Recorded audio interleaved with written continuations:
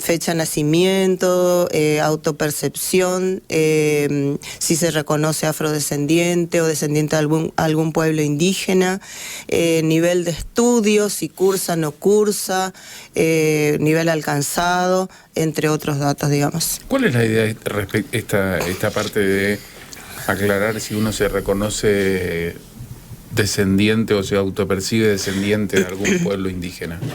O afrodescendiente. O afrodescendiente. Es decir, ustedes vieron que hay organizaciones sociales u organizaciones internacionales como la ONU y demás, que siempre van en pro de la reivindicación de algunas minorías. Por ejemplo, todo lo que sea afro, o sea que generalmente la mayoría vinieron esclavizados, u otros que vinieron de propia, porque lo decidieron así, venirse a estos lugares, pero nosotros sabemos que el trato por ahí no es igual. Entonces, lo que bregan es, a través de incluirlos en una cédula censal, es visibilizar situaciones, en este caso personas o grupo de personas, para lograr reivindicaciones, lograr igualar, que todos seamos tratados de la misma manera, a la no discriminación, etcétera. O sea, forman parte de la sociedad y debemos ser tratados como iguales. Digamos, es la pretensión que se tiene.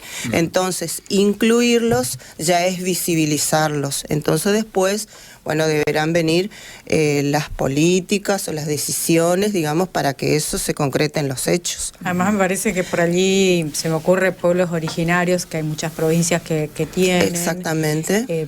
Se puede conocer también a partir de identificar que pertenecen a ese pueblo originario, por ahí sus condiciones, las condiciones en que vive, qué tipo de nivel de estudios alcanza, para ver justamente, me parece, a partir de allí políticas públicas que se puedan adecuadas a esa situación, ¿no? Exactamente. ¿Cómo es la situación, perdón, Diana, cuando hay varios hogares en una sola vivienda? Es decir, nosotros, si nos atenemos al concepto de vivienda, bueno, vivienda es el lugar, el recinto donde se alojan hogares particulares. Conceptualmente decimos eso. Es decir, una vivienda es un departamento, es una habitación en una pensión, como les denominamos nosotros acá en Corrientes, de los estudiantes, es una casilla, es una carpa, es un colectivo estacionado que está funcionando como hogar, porque aloja un hogar. Todo eso para nosotros es vivienda. Es una vivienda en barrio vulnerable, hecha de material de baja calidad, todo es vivienda y nosotros debemos llegar a todo. Y en cuanto a hogares, el hogar se lo define como una persona, un grupo de personas que comparten gastos en común. No tiene nada que ver con el vínculo familiar, porque hay veces que no tiene vínculo familiar ese hogar, esos integrantes del hogar, pero funcionan como tal. Un presupuesto que se imputa, por ejemplo, nosotros 4 no tenemos un vínculo familiar, pero podemos formar un hogar. Compartimos los gastos, metafóricamente el INDEC nos define siempre, porque es aplicable este concepto a todas las encuestas, a todos los operativos que hacemos, comparten la olla para figurar y de repente aclarar, porque la misma cédula censal se aplica a todo tipo de áreas y lugares que llegamos. Entonces, como para graficar y entender, ¿comparten la olla? Sí, entonces un hogar. Y una vivienda puede tener varios hogares, ¿sí?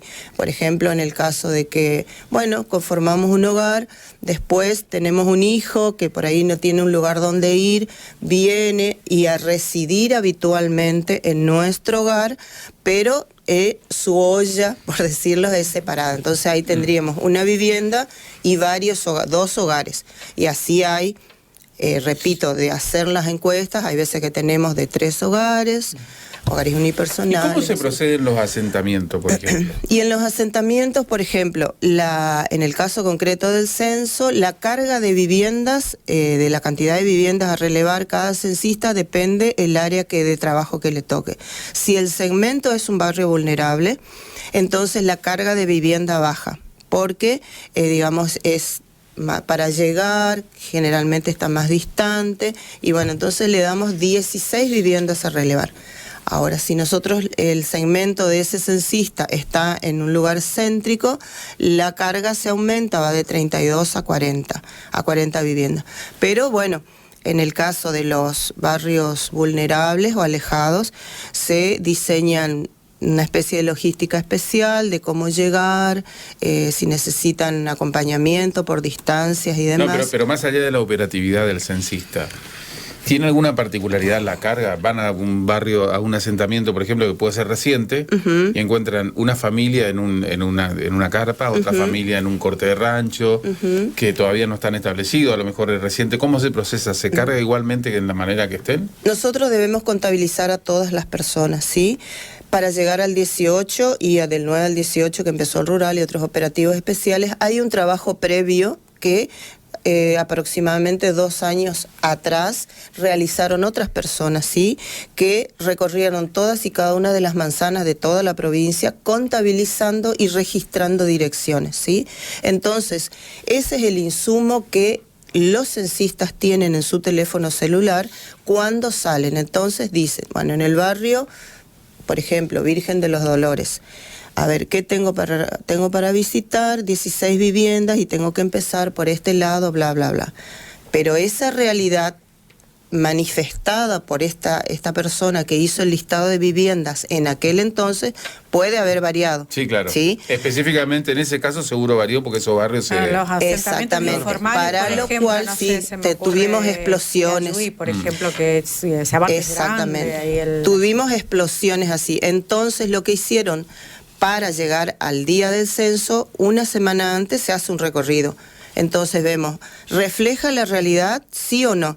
Y si hubiera una explosión, ya el censista se reporta con su inmediato superior para decirle, mira, tengo 65 viviendas más, de manera inmediata se crean nuevos segmentos y van dividiendo 16 viviendas cada uno, una adjudicación hasta completar la totalidad de ese segmento. No sé si se comprende. Es decir, todos van a ser relevados, voy a ingresar tantos censistas como sean necesarios para cubrir toda el área.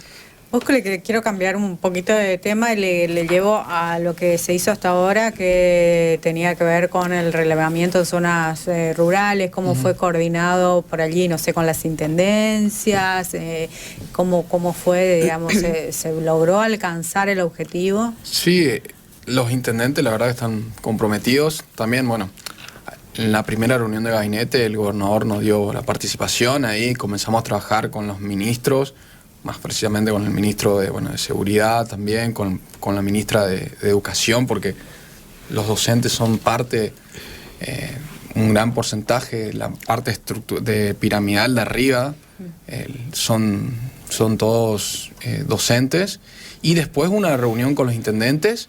Entonces, para llegar a esos lugares estamos con el gobierno de la provincia, con los municipios, porque son lugares alejados, con Gendarmería, con el ejército también en algunos lugares, e inclusive en las islas armamos un operativo con prefectura que va desde Itatí hasta Esquina, que ya está terminando también. Es más, había una foto que se viralizó de un prefecto en la isla de Goya con un mono, que la verdad que estuvo muy buena y se viralizó bastante.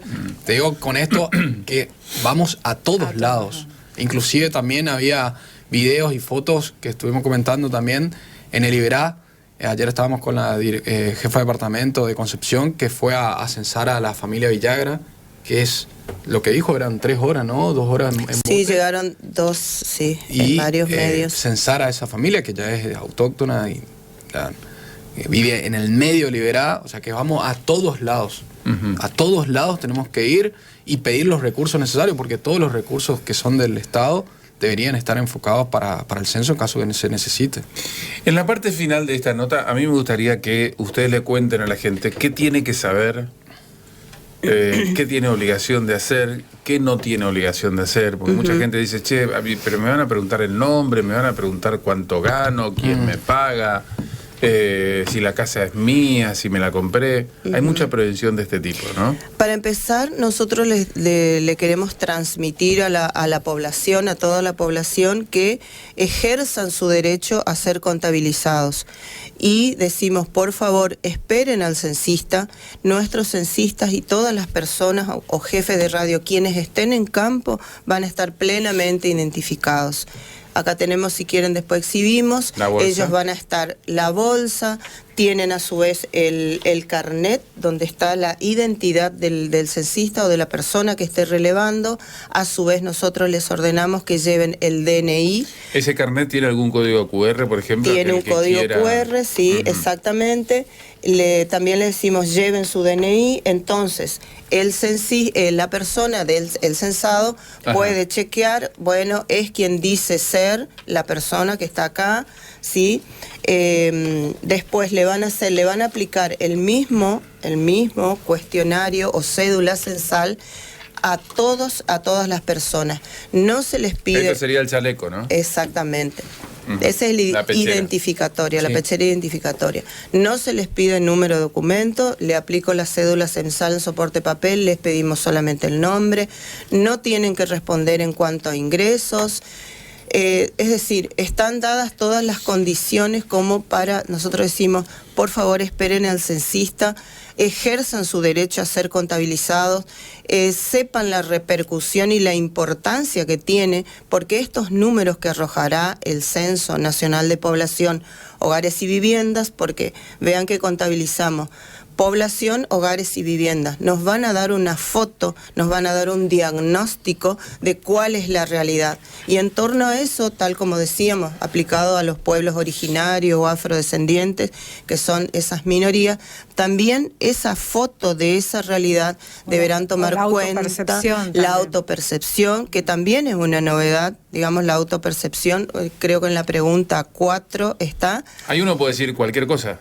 Lo que usted se autoperciba. Mujer trans, varón trans. Exactamente. Y otros después. O sea, no los Es demás. decir, que son también lo que siempre decimos nosotros, fíjense que son cuestiones sociales, digamos, tipo que la realidad social se ve plasmada también. Son cuestiones que existen y que se visibilizan y que se deben dictar políticas y demás. Bueno, ya sabemos que las reivindicaciones, por ejemplo, de esa comunidad, del casamiento igualitario, etcétera, etcétera.